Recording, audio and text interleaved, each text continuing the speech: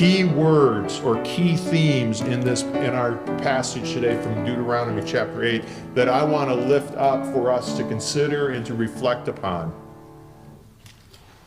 The first one is observe.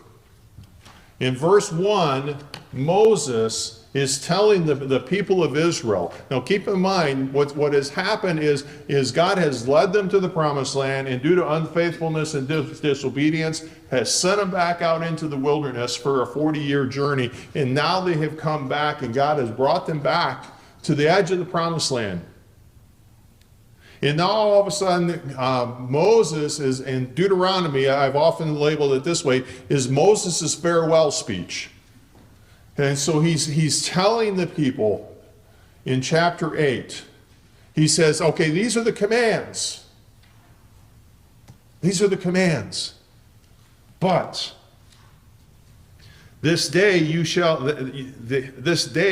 ye observe to do. And then he goes on, and in verse 1, he describes blessings. And before we go any further, I want to make one thing clear. This is not prosperity gospel preaching. This is not health and wealth. This is not if you believe hard enough, if your faith is strong enough. All of this is going to open up to you. Because if you're going to go down that road, you got to have the conversation then of, well, what is acceptable faith? What is strong enough belief? What is? And from a human perspective, if that's the road we want to go down, we got to step back and say, okay, Moses, how come why can't he go into the promised land? After all, he was the spiritual leader of the people. He's the one who got to go into the tent of presence and meeting and meet with God. Surely, if anyone is good enough and faith is good enough and strong enough, he should be able to go into the promised land. But that's not the case. God, in his infinite wisdom and in his standard of holiness and righteousness, hasn't said this. So I don't believe, and it's safe to say that this is not a prosperity gospel. But I think one of the things that Moses is trying to communicate to the people, yes, he's saying observe and keep these commandments, and then he goes on to talk about the blessings that await them. I think Moses is reminding them of the promises that God has made to their forefathers, to their ancestors. If you go back to Genesis, in the book of Genesis, and God promises Abram, and later he changes his name to Abraham. And Abraham, this land that you sojourn in, this is going to be your land. And then then God makes that same promise to Isaac and Jacob. I think in verse 1, Moses is making that connection back to that. He's making that connection between when he's talking to the people of Israel, and he's giving them that farewell. But there's also a connection, if we're honest with ourselves, as we study Scripture, there's a connection with us as well between our faith and obedience and God's blessing. So we can't just take it and totally put that aside. We've got to somehow, in God's infinite wisdom, our obedience, there's blessings upon it, but yet in the same token, it's not a quid pro quo. It's not an aspect that God is some sugar daddy that if I do this, he will do that. And it's not that our obedience makes him obligated. Because in God's sovereignty and his providence, God does what God does. You see, as Christians, we need to learn to walk that fine line between law and grace. We need to walk that fine line between law and grace. And if we fall too heavy on one side or the other, we lose our way. If we fall too heavy on grace, and we say all that matters is grace, what are we going to do about all of the passages like this? In Deuteronomy chapter 8, 3 times Moses says, 3 times he calls us to obedience. He calls us to observe and to do and to keep the commandments of the Lord. See, if we fall too far on grace and we say, well, we don't need the law, What do we do with these passages? What do we do with the passages throughout the New Testament where we're called to obedience and we're called to be holy as God is holy? What are we going to do with those? So we have to walk that fine line where if we fall on the side of law and we focus all on the law, what happens? And we kind of discount grace. We run the risk of going the direction of legalism. And then all of a sudden it becomes about us, that if we got to do the right things and we got to not do the wrong things. And as we do that, that's our path. But as Christians, we got to walk that fine line, that tightrope between law and grace. What does the Gospel of John teach us about Jesus? In the first chapter, in John chapter 1, verse 14, John records this. Jesus, he's talking about Jesus, was full of grace and truth. He's full of them both. So as a model, as Christians, as we grow in our faith and as we grow in our understanding of what it means to walk with Christ, we're walking that fine line and holding both truth and grace, or law and grace, in tension. I don't know how many of you have ever gone to a circus or seen a circus on TV, but the tightrope walkers, they're walking, and what do? They got this, I never could figure this out. They have this great big long pole that they're hanging onto. And I've often thought, man, that's got to make it harder. But as I understand it, it actually makes it easier. That helps them balance as they walk that tightrope. It helps them balance as they go. I think what Moses is trying to get across to the people, and what I think we need to walk away from with this when we're talking about this observe, is this tightrope of grace and law. And yes, there's going to be times when we start leaning too heavily on one side, but wait a minute, that 20-foot pole helps bring us back in line. Because Jesus was full of truth and grace. And as we grow in our understanding of what it means to walk with Christ, we must walk in grace and law as well. In our passage, in verse 1, and actually in verse 6 and verse 11, there's this call to action. What Moses is saying to these people is, hey, if you're going to, we're in this relationship, we're God's children, God has chosen us, and we are the Israelites, and we are descendants of Abraham and Isaac and Jacob, and it's a call to action that we have to observe and to do. It's not just observe. We got to observe to do that. We got to make sure we do it. Here again, the call upon our lives to walk in the ways of Christ. What does Paul share in Galatians chapter 5? He describes that battle between our flesh and the spirit. He describes that battle that if we walk in the flesh versus walking in the spirit. It's that call to action to allow our lives to be sanctified, to be cleansed, to have our lives molded and shaped in his way. One of the things I like to do when I teach Bible studies and in my own preparation is ask questions. Ask, internally in my own mind, I ask questions of the passage. The questions I was wondering as I was preparing for today, as we read these words, what did the people of Israel hear? What did they hear? And in this first verse, there's three things I want to lift up to make us think. That ye may live. Moses says, do all these things, observe to do them, that ye may live. That you may live. I got to imagine, at least I know I did, when I read that and I was thinking about it, the first thing I went to the New Testament because, we're on this side of the cross and we get the New Testament and Old Testament. But I got to imagine at least some of the Israelites went to the story of the wilderness. Remember that story when their disobedience and the fiery serpents came into the settlement and started biting them and people were dying? What happened? God told Moses to make a bronze snake on a stick and lift it up, and anyone who looked, they would live. Jesus picks this up in the Gospel of John as well. And in chapter 3, that amazing dialogue between Jesus and Nicodemus, Jesus also says, just as Moses lifted up the serpent, so shall the Son of Man be lifted up. He's talking about his death on the cross so that people could live. So when Moses said that ye may live, I think one of the places the people of Israel went to was that time when the serpents came in to camp and were biting people and they were dying.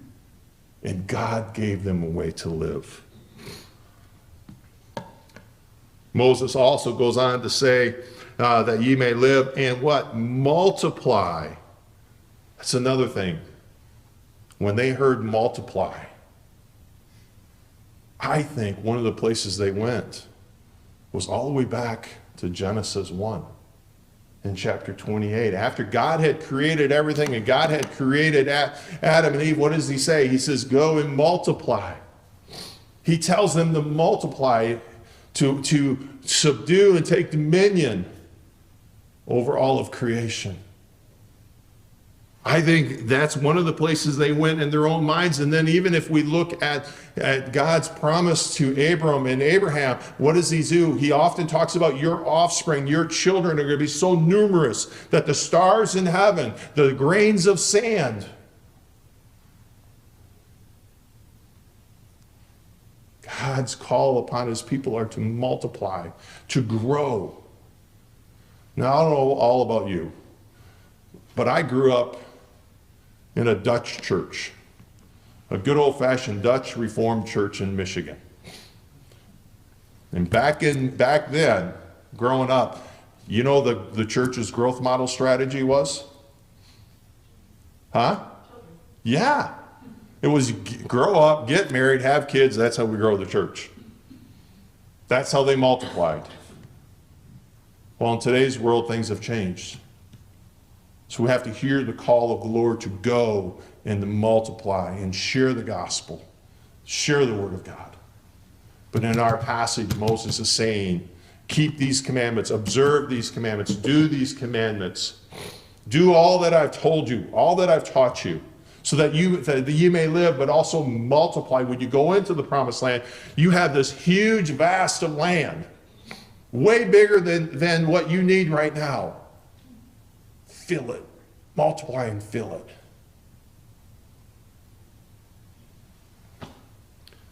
Go in and possess.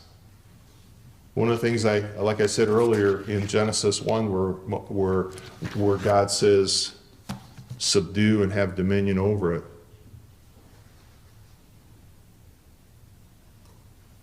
But also in Genesis at the very end, what's that story that's recorded for us that is a testimony of faith in God's promises? I know there's lots of them, but you know, which one am I speaking of? When Joseph is on his deathbed, what does he make his brothers do? He makes his brothers promise that when the Lord their God fulfills the promise to bring us out of Egypt and bring us into the promised land, to give us possession of it, take my bones. Take my bones and bury me in the promised land. Joseph knew with confidence in the promises of God's word. And he asked his brothers and his family to help him to experience the fulfillment of God's promises. So in verse 1, we have this call to action and we have all of this that's going on. But Now all of a sudden we switch gears and we have the second theme or key word I want us to think about, and that is remember. Look at verse 2. And thou shalt remember all the way which the Lord thy God led thee these 40 years. There are three things I want to quickly lift up on verse 2 alone. The way the Lord led, the Lord thy God led them for 40 years. Number one, in that statement, Moses is reminding them and helping them to remember what? That God was with them every day of those 40 years. See, God didn't lead them to the promised land, and because of their disobedience, he didn't say, go back out and stay there for 40 years, and when the 40 years are up and you're ready, come back. That's not what God did. God went with them every day, every way. He led them. He showed them the way. When it was time to set up camp and rest, he did that. When it was time to pack up and move, he did that. He led them every way. So what Moses is actually reminding them is God's faithfulness to be with them even through the difficult times of life. And what the key of remembering back is that when we go forward, we can go forward with the confidence of God. Because he was faithful back here, he'll be faithful here. Moses also that he led them 40 years. It was a reminder of their lack of faith. Why did they have to go back out in the wilderness for 40 years? Because when they got to the edge of the promised land for the first time, Moses sent spies into the promised land, and they came back and said, oh yeah, the place is great, but there's huge people, giants, and they got these huge fortified cities. We can't do it. And Joshua and Caleb says, yes, we can, because the Lord goes with us. It's the Lord. And the people didn't have faith in God. The whole reason for the 40 years was the lack of faith, and Moses brings it up. And I think what Moses is saying is, remember how the Lord was with you all those 40 years, but also don't forget, we need to remember the reason for the 40 years is because of the lack of faith. So Moses is asking us to remember that. Wilderness was simply a reminder of God's exercising of that judgment, his divine judgment, and his wisdom of starting anew without completely cutting off. Because God could have said, fine, Israel, I'm done with you. I'm going to go get a new group of people. But that's not what he did. Because God is faithful to his promises. He is faithful to his covenant. He said, okay, that's the way you want it. Let's go. But I'm going to raise up. And from you, I'm going to raise up your descendants, and I'm going to lead them. Moses goes on in verse 2 that the 40 years, and God did all of this to humble them and to prove thee. Why did God have to humble them? Here again, it's interesting. In the Nienhuis household, our second favorite, Tammy and I have been married soon to be 36 years. I've learned a thing or two from her over those 36 years. Her favorite second book, besides the Bible, is the dictionary. It has fastly become my second favorite book as well. So I looked up the definition to humble, because to be honest with you, I was thinking humble as a negative standpoint, put somebody in their place, that kind of stuff. But that's not what the definition. Humble is having or showing a consciousness of one's shortcomings. And I began to think about that. The Lord sent the Israelites back out into the wilderness for 40 years to humble them. Why? So that he could prove to them their lack of faith. He could show them so that they could understand their shortcomings, so that they would understand their need for him and that their need to trust and rely upon him in this world. It wasn't to belittle them. He was humbling them to prove to them, so that they may know what was in thine heart. Here again, God testing and humbling them so that they would know. Who needs to know what's in their heart? Who needs to know that? It ain't God. God knows what's in our hearts. He knows what's in the Israelites' hearts. He knows. Psalm 139, what does that teach us? It teaches us that God searches us. He knows us. God knows our hearts. He knows our thoughts. He knows all of that. So there's no need for God to humble and test us so that he can know. He humbles us and tests us to prove what? To us, what's in our heart.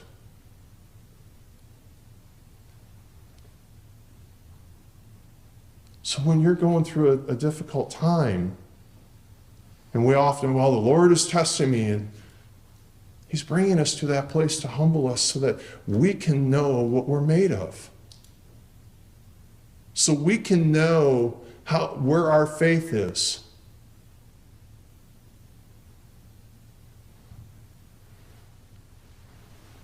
There was one time several years ago,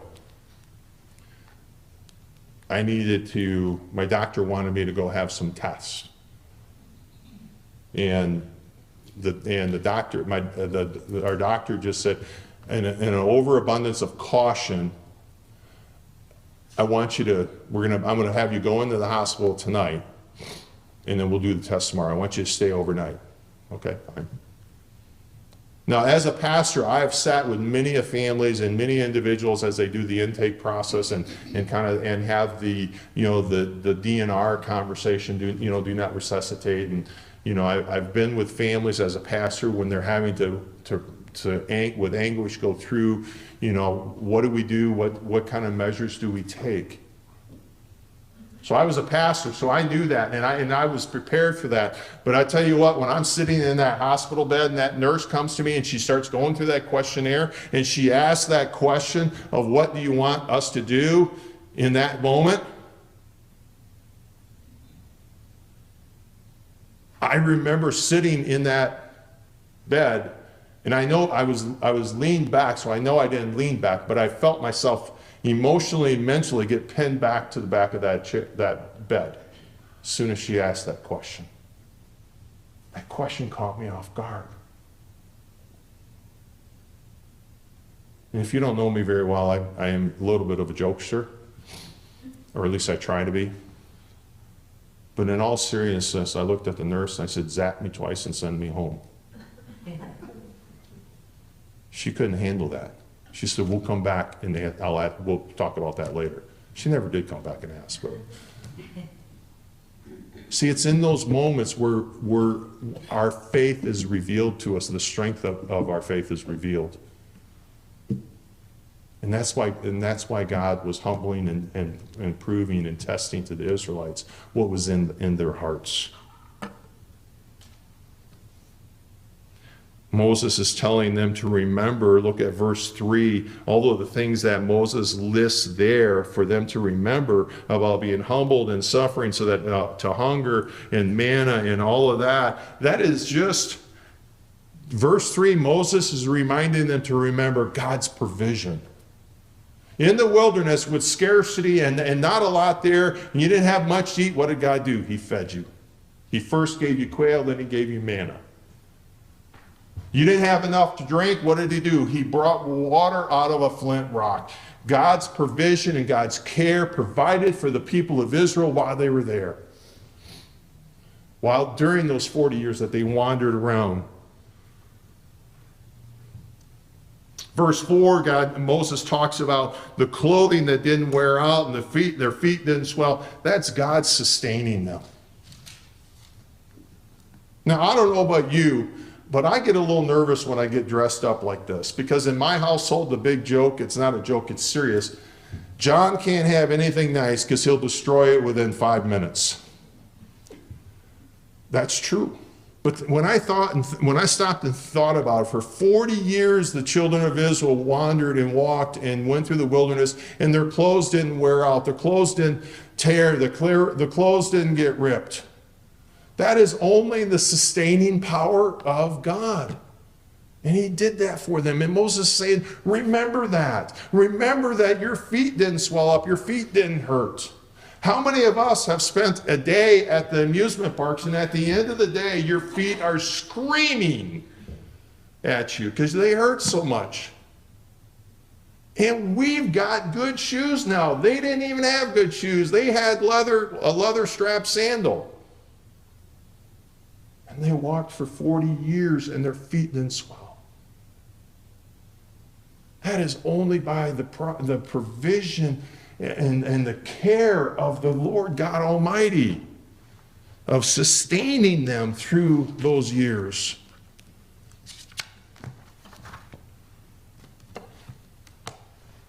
See, Moses is trying to help them to remember what God has done for them in the past. And he's pointing out things of the past. And because soon they're going to go into the promised land. So Moses is he's shifting the focus to the promised land and to the future.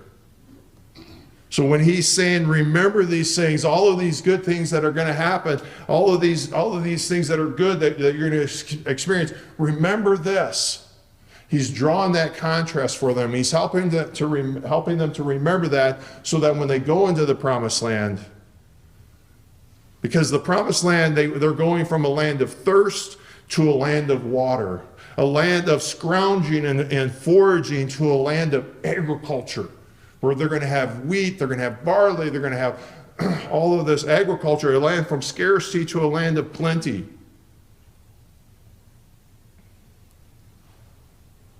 He's also setting something up for them. He's helping them to identify the spiritual landmarks of those 40 years. A spiritual landmark is something that you can look back on and you can say, at that time, at that place in my life, this is what God did. The spiritual landmarks of where we were back then, what happened back then, how God got us through back then. What are the spiritual landmarks in your life that if you would take a moment and you'd look back on those times where you could go, man, God was really there. God did this. God did that. God helped me through. You know, it was still a terrible time, but God gave me peace and comfort through it. Whatever that is. What are those spiritual landmarks? Because they are so important for us. Because here again, if he was faithful back then, guess what? He's going to be faithful here in the future. So we use these spiritual landmarks in our past to encourage us to go forward into new and exciting and different areas and opportunities today and tomorrow. During the Sunday school hour, I shared briefly about our time in Sheboygan, Wisconsin, in the church plant that we started called River Rock. I mean, there's so many things, and I started sharing about the gas station, and you guys couldn't see it, but my lovely wife started tearing up because of all of those spiritual landmarks that we had in that building and in that gas station of what God did.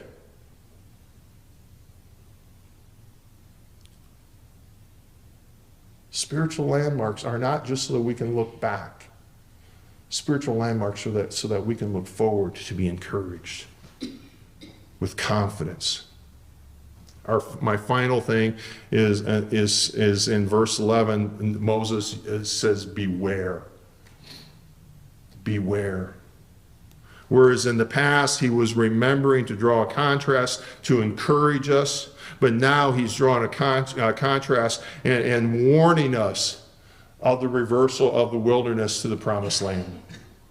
Because back in the section we just got done talking about, Moses was saying, remember all this, the spiritual landmarks, all these things that God did, how he provided, how he sustained, and all of that. Now go. But now Moses is saying, when you go, and everything is, your food, your house, you're eating, your bellies are full, and you have fine houses, and your herds and flocks multiply, and your silver and gold multiply. He's warning us not to forget the Lord. Do not forget the Lord. It is so easy when life is going well to forget the Lord.